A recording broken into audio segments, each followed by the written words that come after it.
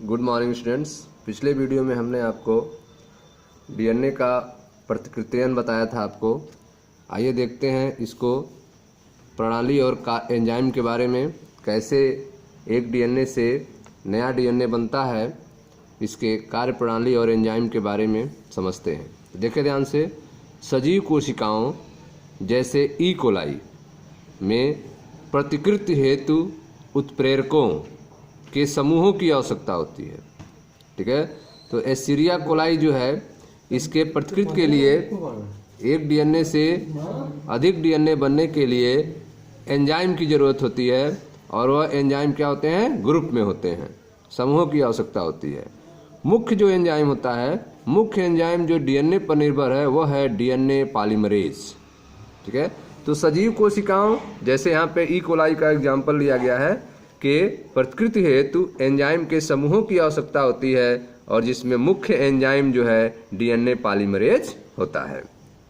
यह DNA template का उपयोग डीऑक्सीन्यूक्लियोटाइड, ठीक है, डीऑक्सीन्यूक्लियोटाइड के बहुलकरण को उत्प्रेरित करता है। तो आप देख रहे हैं कि जो डीएनए टेम्पलेट है उसका उपयोग करता है डीएनए पॉलीमरेज, और डीऑक्सीन्यूक्लियोटाइड के बहुलकरण को उत्प्रेरित करता है। यह एंजाइम काफ़ी प्रभावी है, क्योंकि बहुत ही कम समय में अधिक संख्या में न्यूक्लियोटाइड्स के बहुलकरण को उत्प्रेरित करता है।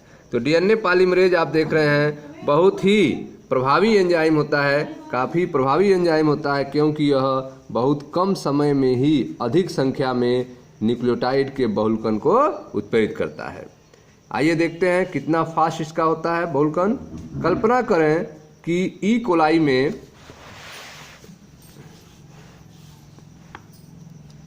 ई कोलाई में 4.6 × 10⁶ क्षार युग्मक मिलते हैं।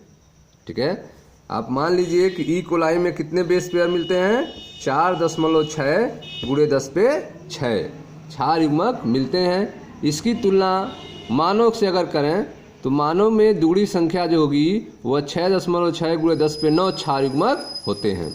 ठीक है, तो आप देख रहे हैं कि ई कोलाई में जो बेस पेयर होते हैं वह 4.6 × 10⁶ होते हैं, जबकि मानव में जो बेस पेयर हैं वह 6.6 × 10⁹ है, जिसमें प्रतिकृति प्रक्रिया को पूर्ण होने में 38 मिनट्स लगते हैं। ठीक है, तो ई कोलाई में, ठीक है, प्रतिकृति पूरा होने के लिए कितना समय लगता है? 38 मिनट लगता है, 38 मिनट लगता है। इसका मतलब बहुलीकरण की जो औसत दर है वह लगभग 2000 क्षार युग्मक प्रति सेकेंड है। ठीक है, तो आप देख रहे हैं कि जो इनके बहुलीकरण का एवरेज है, औसत दर है, वो बहुत फास्ट है, 2000 क्षार युग्मक प्रति सेकेंड। 2000 बेस पेयर पर सेकेंड के रफ्तार से जो है 4.6 × 10⁶ क्षार युग्मक का बहुलीकरण होता है, क्योंकि यह 38 मिनट में कंप्लीट होता है। जब यह 38 मिनट में कंप्लीट होता है तो पर सेकेंड कितना स्पीड होगी? तो 2000 क्षार युग्म पर सेकेंड इसके बहुलीकरण की औसत दर होती है। ये केवल बहुलीकरण को तेज नहीं करते, बल्कि अधिक शुद्धता के साथ अभिक्रिया को उत्प्रेरित भी करते हैं। तो आप देख रहे हैं कि इतना फास्ट बहुलीकरण भी होता है, और वह प्योरिटी भी होती है, उसमें शुद्धता भी होती है, एक्यूरेसी भी होती है। प्रतिकृति में किसी भी तरह की गलती के परिणाम स्वरूप उत्परिवर्तन होता है। अगर प्रतिकृति में कहीं पर भी थोड़ा सा भी गलती हो जाएगा तो जिसके परिणाम स्वरूप उत्परिवर्तन हो जाता है। ठीक है, इसलिए इसमें शुद्धता बनी रहती है, थोड़ी भी गलतियां नहीं होती हैं। इसके अतिरिक्त ऊर्जा की दृष्टि से प्रतिकृति एक महंगी प्रक्रिया है। ठीक है, अगर ऊर्जा की दृष्टि से देखा जाए तो प्रतिकृति क्या है? एक महंगी प्रक्रिया है। अतः डीऑक्सीराइबोन्यूक्लियोसाइड ट्राइफॉस्फेट दोहरे उद्देश्य की पूर्ति करता है। ठीक है, तो यह जो ऊर्जा की दृष्टि से प्रतिकृति एक महंगी प्रक्रिया है, तो ऊर्जा देने का काम जो है वह डीऑक्सीराइबोन्यूक्लियोसाइड ट्राइफॉस्फेट, ठीक है, दोहरे उद्देश्य की पूर्ति करता है। इसके अतिरिक्त अवस्थर की तरह कार्य करते हुए बहुलीकरण अभिक्रिया के लिए ऊर्जा प्रदान करता है। ठीक है, तो आप देख रहे हैं कि डीऑक्सीराइबोन्यूक्लियोसाइड ट्राइफॉस्फेट जो है यह प्रतिकृति प्रक्रिया में भी भाग लेता है और ऊर्जा प्रदान करने का भी काम करता है। एटीपी की तरह डीऑक्सीन्यूक्लियोसाइड ट्राइफॉस्फेट में 2 टर्मिनल फास्फेट उच्च ऊर्जा वाले फास्फेट हैं। जिस तरह से एटीपी में 2 फास्फेट उच्च ऊर्जा वाले होते हैं टर्मिनल फास्फेट, उसी तरह से डीऑक्सीराइबोन्यूक्लियोसाइड ट्राइफास्फेट में भी 2 टर्मिनल उच्च ऊर्जा वाले फास्फेट समूह होते हैं और वह ऊर्जा प्रदान करता है प्रतिकृति के लिए। ठीक है, आगे देखें। अधिक शुद्धता के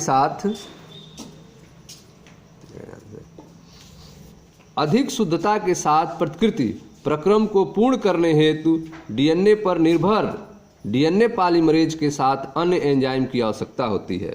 ठीक है, तो अधिक शुद्धता के साथ प्रतिकृति हो, इसके लिए जो है डीएनए पर निर्भर डीएनए पॉलीमरेज एंजाइम है, उसके साथ अन्य एंजाइमों की भी जरूरत पड़ती है। तो अधिक शुद्धता के साथ प्रतिकृति प्रक्रम को पूर्ण करने हेतु डीएनए पर निर्भर डीएनए पॉलीमरेज के साथ अन्य एंजाइम की आवश्यकता होती है। लंबे डीएनए अणुओं के दोनों रज्जु एक साथ पृथक नहीं होते हैं। ठीक है, जो लंबे डीएनए अणु हैं उनके दोनों जो रज्जुक हैं उनको एक साथ अलग नहीं किया जा सकता है। क्यों? क्योंकि इसके लिए अधिक ऊर्जा की आवश्यकता होती है। ठीक है, लंबे डीएनए अणुओं के दोनों रज्जुक एक साथ पृथक नहीं होते क्योंकि इसके लिए अधिक ऊर्जा की आवश्यकता होती है। प्रतिकृति हेतु डीएनए कुंडली छोटे छोटे भाग पर खुलते हैं जिसे प्रतिकृति द्विशाख कहते हैं। ठीक है, तो प्रतिकृति के लिए आप देख रहे हैं कि डीएनए जो है पूरा नहीं खुलता है क्योंकि इसके लिए अधिक ऊर्जा की जरूरत होती है, इसलिए उतना ऊर्जा अवेलेबल नहीं है, इसीलिए प्रतिकृति के लिए डीएनए जो है कुंडली छोटे छोटे भाग में खुलते हैं और इन छोटे छोटे भागों को क्या कहते हैं? प्रतिकृति द्विशाख कहते हैं। ठीक है, प्रतिकृति हेतु डीएनए कुंडली छोटे छोटे भाग में खुलते हैं जिन्हें प्रतिकृति द्विशाख कहते हैं। डीएनए पर निर्भर डीएनए पॉलीमरेज जो एंजाइम है, डीएनए पर निर्भर डीएनए पॉलीमरेज बहुलकन केवल एक दिशा की ओर उत्प्रेरित करता है। ठीक है, तो जो डीएनए पॉलीमरेज एंजाइम है वह बहुलकन को केवल एक दिशा में उत्प्रेरित करता है और वह दिशा है 5 to 3। ठीक है, डीएनए पर निर्भर डीएनए पॉलीमरेज एंजाइम बहुलकन केवल एक दिशा 5 से 3 की ओर उत्प्रेरित करता है। यह प्रतिकृति द्विशाख पर कुछ जटिलता पैदा करता है। ठीक है, यह प्रतिकृति द्विशाख पर कुछ जटिलता पैदा करता है। फलस्वरूप 3 to 5 ध्रुवता वाली टेम्पलेट की लड़ी पर प्रतिकृति सतत होता रहता है। ठीक है, जबकि दूसरी लड़ी जो है 5 to 3 ध्रुवता वाले टेम्पलेट पर यह असतत होता है। ठीक है, तो आप देख रहे हैं जहाँ से यह कुंडली छोटे भाग में खुलती है प्रतिकृत होने के लिए उसे प्रतिकृति द्विशाख कहते हैं, प्रतिकृति द्विशाख कहते हैं। ठीक है, डीएनए पॉलीमरेज जो है डीएनए पॉलीमरेज एंजाइम जो है वो 5 to 3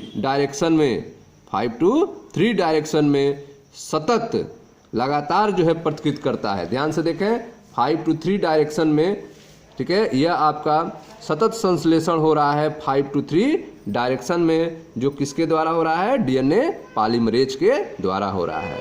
ठीक है, सतत होता है। जबकि जो दूसरी लड़ी है, जो यह दूसरी लड़ी है आपका, यह 5 to 3, यह आपके मेन डीएनए है 3 to 5 है और इस पर इसका कॉपी हो रहा है 5 to 3। ठीक इसके उल्टे डायरेक्शन में 5 to 3 हो रहा है। किसके द्वारा हो रहा है? डीएनए पॉलीमरेज के द्वारा हो रहा है और सतत संश्लेषण हो रहा है, लगातार इस पर बन रहा है। लेकिन ठीक उसके विपरीत वाला जो है जिसका डायरेक्शन 5 to 3 है, ठीक है, टेम्पलेट जो डीएनए है उसके रज्जु का डायरेक्शन 5 to 3 है, इस पर जो निर्माण हो रहा है वो असतत संश्लेषण हो रहा है। ठीक है, यह कंटिन्यूअस नहीं हो रहा है, असतत हो रहा है, जिसकी दूरता 5 to 3 है। ठीक है, तत्पश्चात यह असतत रूप से संश्लेषित खंड एंजाइम डीएनए लाइगेज द्वारा आपस में जुड़ जाते हैं। ठीक है, तो यह जो निर्माण, ठीक है, असतत हो रहा है, डिसकंटिन्यूअस होता है, यह बाद में फिर आपस में जुड़ जाते हैं। किसके द्वारा? डीएनए लाइगेज के द्वारा। ठीक है, तो इस तरह से आप देख रहे हैं कि जो डीएनए है वह हर जगह नहीं खुलता है, कुछ जगहों पर खुलता है और जहाँ खुलता है उसे प्रतिकृति द्विशाख कहते हैं। यह एक प्रतिकृति द्विशाख का फिगर है जहाँ पे डीएनए के अणु खुले हुए हैं और यह टेम्पलेट डीएनए का काम कर रहे हैं, टेम्पलेट का काम कर रहे हैं, सांचे का काम कर रहे हैं। तो एक तरफ आप देख रहे हैं सतत, ठीक है, सतत फॉर्मेशन हो रहा है, लगातार जो है कॉपी हो रही है, किसकी मदद से? तो यह डीएनए पॉलीमरेज की मदद से हो रही है। जबकि दूसरे वाले रज्जु पर असतत फॉर्मेशन हो रहा है और बाद में यह डीएनए लाइगेज की मदद से आपस में जुड़ जाते हैं। ठीक है, आगे देखते हैं। चलो, तो यह आपने समझा कि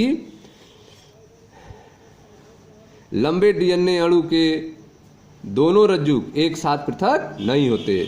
क्यों? क्योंकि इसके लिए अधिक ऊर्जा की आवश्यकता होती है।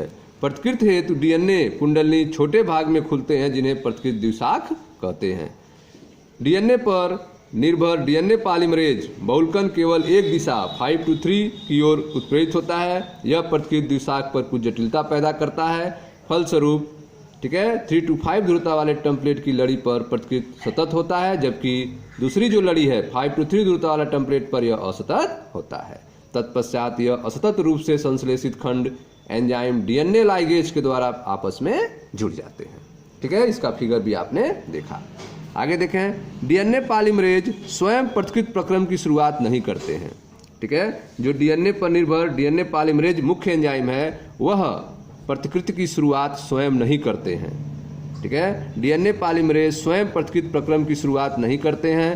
प्रतिकृति डीएनए के किसी भी जगह पर प्रतिकृति क्रमहीन प्रारंभ नहीं होता है।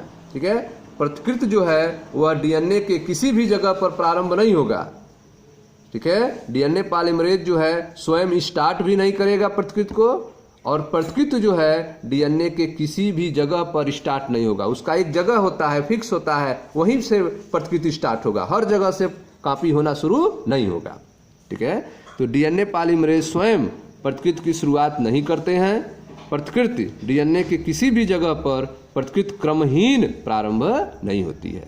ई कोलाई के डीएनए में कुछ निश्चित स्थान होते हैं। ठीक है, एस्चेरिचिया कोलाई के डीएनए में कुछ निश्चित स्थान हैं जहां से प्रतिकृति की शुरुआत होती है। ठीक है, जहां से प्रतिकृति की शुरुआत होती है इन जगहों को प्रतिकृति का स्थल नामकरण दिया गया है। ठीक है, तो जहां से प्रतिकृति की शुरुआत होती है उस जगह को क्या कहते हैं? प्रतिकृति का स्थल कहते हैं। तो आप देख रहे हैं कि डीएनए पॉलीमरेज एंजाइम जो है वह प्रतिकृति की शुरुआत स्वयं नहीं करता है, और प्रतिकृति की शुरुआत जो है डीएनए के हर जगह से नहीं होती है। जिस जगह से डीएनए की शुरुआत होती है उसे प्रतिकृति का स्थल कहते हैं। ठीक है, इस कारण से प्रतिकृति की शुरुआत के लिए आवश्यक डीएनए खंडों की प्राप्ति पुनर्योगज डीएनए विधि के द्वारा होती है, जिसमें संवाहक की आवश्यकता होती है। ठीक है, तो प्रतिकृति की शुरुआत के लिए प्रतिकृति कहाँ से स्टार्ट होगा? तो प्रतिकृति की शुरुआत के लिए आवश्यक डीएनए खंडों की प्राप्ति, ठीक है, कि आवश्यक डीएनए खंड कहाँ पे हैं जहाँ से प्रतिकृति का शुरुआत हो, तो इसके लिए पुनर्योगज डीएनए विधि द्वारा होगा। यह कैसे होगा? पुनर्योगज डीएनए विधि के द्वारा होगा, और जिसमें संवाहक की आवश्यकता होती है। ठीक है, तो संवाहक की मदद से पुनर्योगज डीएनए विधि द्वारा जो है प्रतिकृति की शुरुआत होगी और आवश्यक डीएनए खंड की प्राप्ति होगी। तो आवश्यक डीएनए खंड की प्राप्ति होगी और वहीं से प्रतिकृति की शुरुआत होगी। इसके लिए आपको एक संवाहक की जरूरत होती है। संवाहक से प्रतिकृति की शुरुआत होती है, संवाहक से ही प्रकृति की क्या होती है? शुरुआत होती है। ठीक है, तो प्रतिकृति की शुरुआत के लिए आवश्यक डीएनए खंडों की प्राप्ति पुनर्योगज डीएनए विधि के द्वारा होती है, जिसमें संवाहक की आवश्यकता होती है। संवाहक से प्रतिकृति की शुरुआत होती है।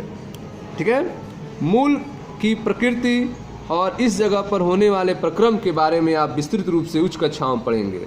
ठीक है, इससे ज़्यादा जानकारी जो है आपको उच्च कक्षाओं में मिलेंगे। आपको केवल इतना ही जानना है कि प्रतिकृति की शुरुआत के लिए आवश्यक डीएनए खंडों की प्राप्ति पुनर्योगज डीएनए विधि के द्वारा होता है, और इसके लिए संवाहक की आवश्यकता होती है, और संवाहक से ही प्रतिकृति की शुरुआत होती है। ठीक है, प्रतिकृति के बारे में देखिए ध्यान से, प्रतिकृति के बारे में अभी विस्तृत रूप से पूर्ण जानकारी नहीं है। ठीक है, प्रतिकृति के बारे में अभी विस्तृत रूप से पूर्ण जानकारी नहीं है। ससीम केंद्र की सुकेंद्र की में डीएनए की प्रतिकृति कोशिका चक्र के यश प्रावस्था में होता है। ठीक है, तो जो यूकैरियोटिक कोशिकाएं हैं, ठीक है, जिनमें केंद्रक पूर्ण रूप से विकसित होता है, उनके चारों तरफ न्यूक्लियर वाल पाए जाते हैं। ठीक है, उनमें जो डीएनए का प्रतिकृति होता है वह कोशिका चक्र के यश प्रावस्था में होता है। ठीक है, ससीम सुकेंद्रकी में डीएनए की प्रतिकृति कोशिका चक्र के यस प्रवस्था में होता है। डीएनए की प्रकृति व कोशिका विभाजन चक्र काफी संभावित ढंग से होता है। डीएनए की प्रतिकृति और कोशिका विभाजन चक्र जो है वह काफी संभावित ढंग से होती है। डीएनए प्रतिकृति के बाद कोशिका विभाजन न होने के कारण, अगर डीएनए प्रतिकृत हो गया उसके बाद कोशिका विभाजित नहीं हो रही है तो इसका कारण जो है पॉलीप्लॉइड की स्थिति हो सकती है, बहुगुणता की स्थिति हो सकती है। ठीक है, तो आप देख रहे हैं कि ससीम सुकेंद्रकी में डीएनए की प्रतिकृति कोशिका चक्र के यस प्रवस्था में होती है। डीएनए की प्रतिकृति व कोशिका विभाजन चक्र काफी संभावित ढंग से होता है। ठीक है, डीएनए प्रतिकृति के बाद कोशिका विभाजन न होने का कारण बहुगुणता की स्थिति हो सकती है, पॉलीप्लॉइड की स्थिति हो सकती है। ठीक है, तो आप देख रहे हैं कि प्रतिकृति के बाद जो है कोशिका विभाजित नहीं हो रही है तो उसकी जो है गुणसूत्रीय समानता उत्पन्न होती है, पॉलीप्लॉइडी उत्पन्न होता है। ठीक है, और इनमें से कुछ प्रक्रम के बारे में विस्तृत रूप से आप उच्च कक्षाओं में पढ़ेंगे। ठीक है स्टूडेंट्स, तो आपको केवल इतना ही जानना था, इसके आगे जो है आपको उच्च कक्षाओं में पढ़ाया जाएगा। थैंक यू, धन्यवाद।